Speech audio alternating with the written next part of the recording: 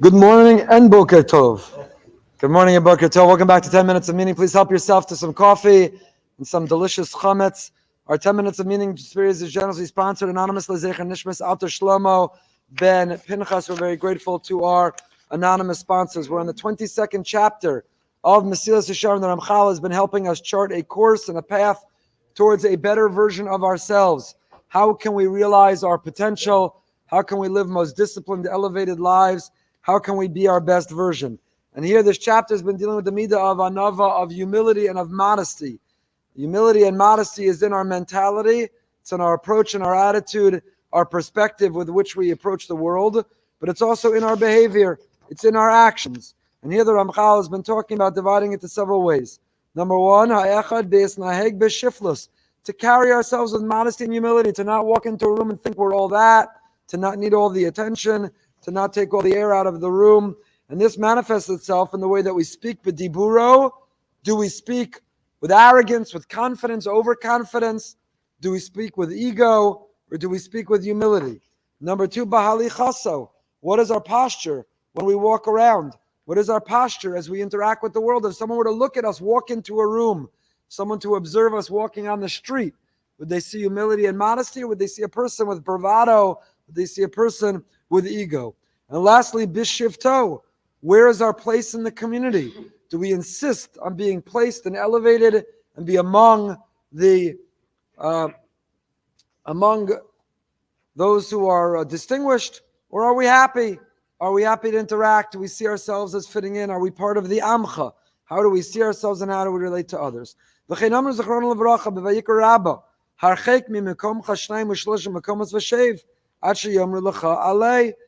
in Vayikra Rabbah on our parsha, distance yourself 2 or 3 seats from where you should be sitting and remain there until you're told to move forward.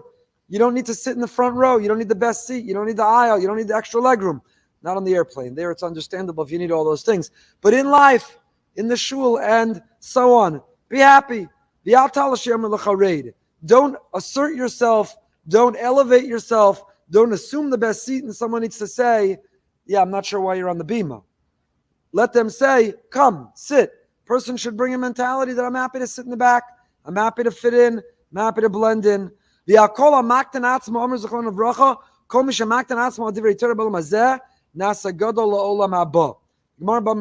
tells us that a person who belittles themselves, so to say, in the world of Torah will have a great place in the world to come.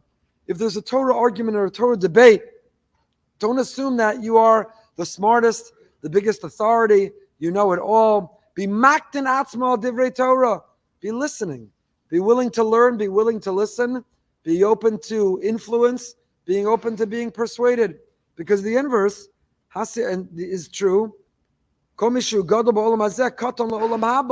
If you assert yourself and you try to inflate yourself and you elevate yourself and you are ego in this world, then katan li'olam haba. In the world to come, you'll be diminished. In the world to come, you'll be minimized, you'll be marginalized. So how we behave in this world determines our place in the world to come. A person who inflates themselves here, ego stands for, they say in the rooms, ego stands for edging God out. Ego is edging God out. If you realize there's a God, He runs the world, all the talents and skills and blessings and breakthroughs and accomplishments and achievements that you have, it's all on loan from Him. It's all a gift from above. It could disappear any moment.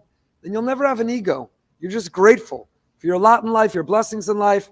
You're grateful for your accomplishments in life. But if you think you're all that, and you take credit, and you want all the attention and honor and glory in this world, then you will diminish what's waiting for you in the world to come. The Torah tells us, remove the turban, lift the crown.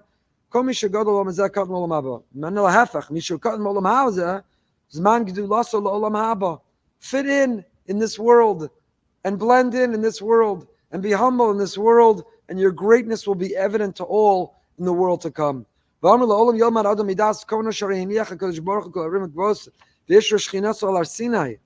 from Hashem.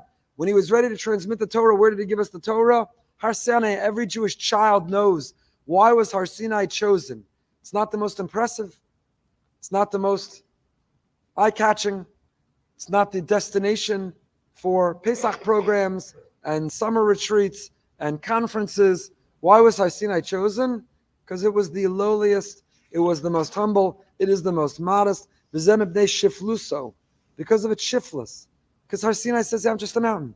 That's all. I don't need to overwhelm the other mountains. I don't need to be bigger. I don't need to intimidate. I don't need to impose. It's just a mountain. And that's how the Mefarshim and the commentators explain the opening mission of Avos. Moshe Kibel Torah. What should it say? Bisinai. Should say he received the Torah on Har Sinai. It doesn't say that. It says Moshe Kibel Torah Misinai. Because the prerequisite to receiving Torah is to see ourselves as humble. The arrogant person with the ego imposes their viewpoints on Torah. They think they have all the answers. They think they have all the attitude and approach. They open the Torah and now they impose and superimpose their conclusions on Torah. They try to make Torah conform to what they believe. We need to receive the Torah not just bis-Sinai geographically. We need to receive the Torah mi-Sinai, from the attitude. Receive the Torah from Sinai. That we come and we say, Torah, I don't know anything. I'm a blank slate. Tabla rasa. Impose yourself on me. Etch yourself on me. Engrave yourself on me. What's the attitude? What's the approach? What am I supposed to be thinking? How am I supposed to behave? What do I bring to this conversation? We should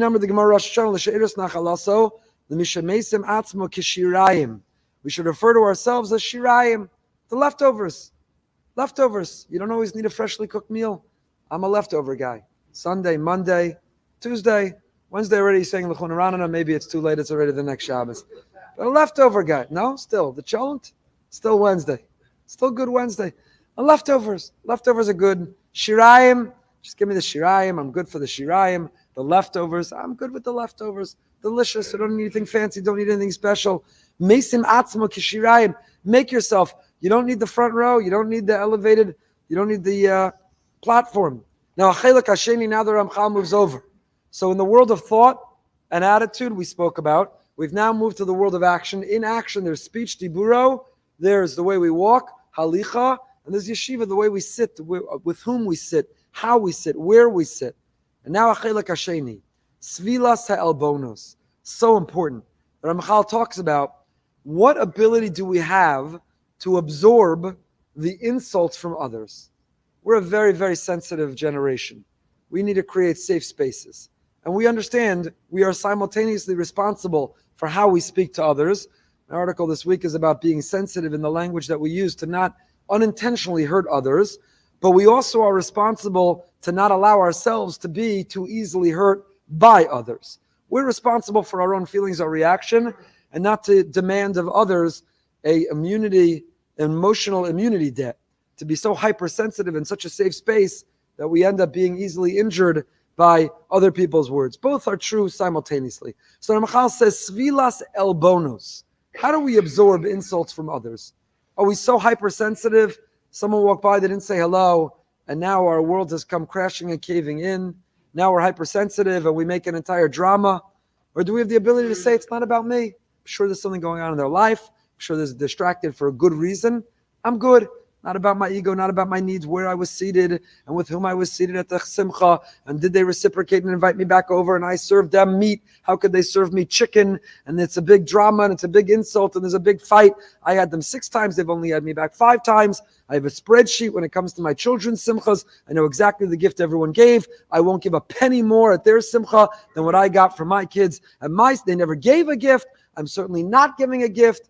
Ego gets involved, relationships, they crumble, they dissolve. What's our capacity for svilas ha'albonos? Do we live life with no expectations and no ego? Happy for whatever life gives us. Lemi nosei avon, lemi she'over al pesha. Pasuk in Micha nosei avon. So whose transgressions does Hashem pardon? Lemi she'over al pesha, the one who overlooks the sin of another person. We have to look in the mirror. We think we're so perfect. We've never walked by someone and failed to say hello or good Shabbos.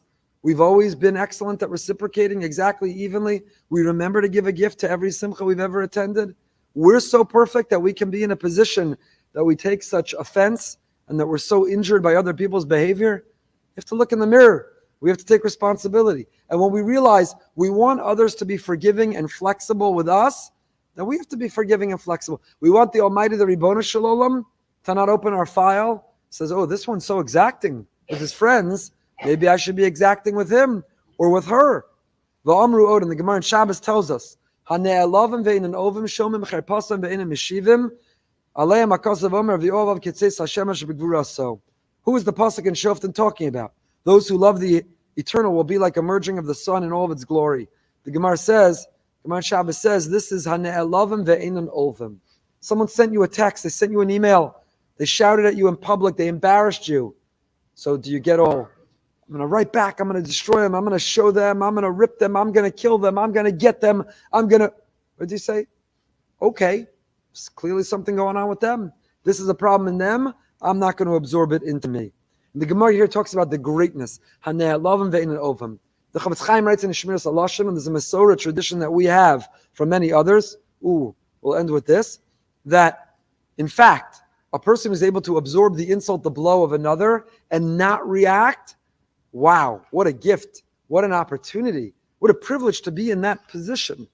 Chavetz Chaim says there are three things. Someone insults you or embarrasses you, you can either answer them gently, but you answer. You could not answer because you don't want to escalate it, it'll hurt you more. Or you could have joy and simcha and say, uwah, for whatever reason Hashem determined I needed to experience this.